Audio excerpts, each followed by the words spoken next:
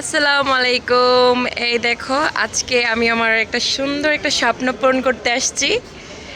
এই সোফাটা হচ্ছে আমার হাজব্যান্ড আমার এবার ঈদে শপিং করে দিচ্ছে।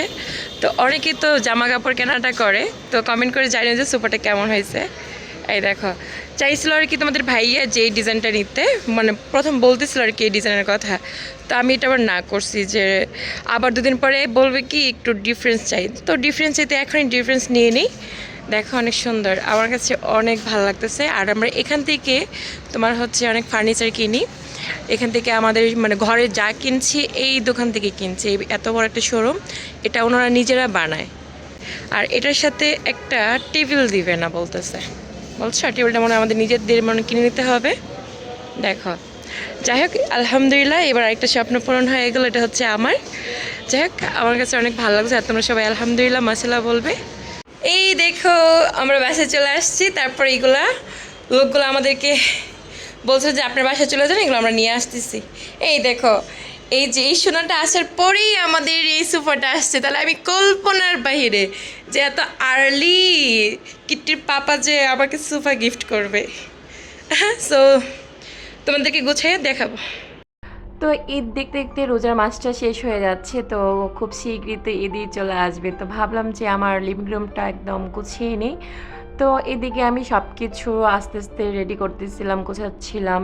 আজকে আমার বউ আসেনি, তো আমার বউ না আসলেও আমি নিজের কাজ নিজেই করে ফেলি, কারো আশায় থাকি না। কারণ বউ আর কতটুকু কাজ করে দিয়ে যায়, বাকি কাজগুলো তো আমাকেই করতে হয়। আর এই যে জিনিসগুলো তোমাদের ভাই আমাকে গিফট করেছে, যে আমাকে বলতেছিল যে ড্রেস নিবা না বাসায় জিনিস করবা, সবসময় ভাবি যে সবসময় তো ড্রেসই নেওয়া হয়, তো ড্রেস নিলে তো পরেই ফেলি শেষ।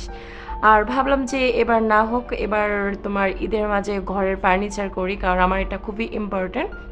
কারণ সবসময় আমরা মেয়েরা দেখবা যে আমরা নিজেরা পড়ার চাইতে বাসার জিনিসগুলো কেনাকাটার জন্য মানে খুবই এক্সাইটেড থাকি যে না আজকে এটা না কিনে এটা কিনি, তাই না? তো ঘরটা কীভাবে সাজানো যায়, সব থেকে বেশি কিন্তু মেয়েদের প্ল্যানিং থাকে যে আমার বাসাটা কীভাবে সাজাবো। তো যাই হোক, প্রত্যেকটি মেয়েরই কিন্তু এরকম স্বপ্ন থাকে বাসাটা কীভাবে গোছাবো, কীভাবে সাজাবো। তো যাই হোক, তোমাদের ভাইয়ার কারণেই আমার কিন্তু সংসারটা এত সুন্দর করে গোছানো, কারণ আমরা দুজনেই কিন্তু প্ল্যানিং করি, আমরা দুজনেই বাইরে যাই, দুজনেই চয়েস করি। এই যে সোফাটা, এটা কিন্তু আমি চয়েস করেছি।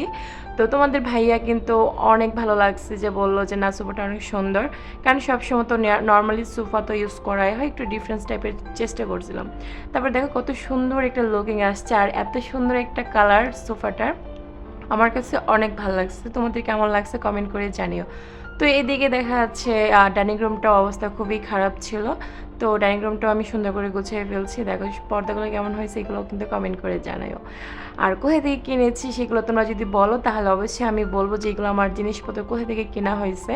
আর তোমরা তো ভিডিও শুরুতেই দেখতেই পারতেছো যে আমি ফার্নিচারটা কোথায় থেকে কিনি। আর এখানকার ফার্নিচারগুলো অনেক ভালো, এই পর্যন্ত আমার বাসার কোনো কিছুই প্রবলেম হয় নাই। আর আমার একটু এই টাইপের ফার্নিচারগুলো অনেক ভালো লাগে তোমার কাঠের থেকে। সো সবাই ভালো থেকো আর সাবস্ক্রাইব করে দিও। টাটা।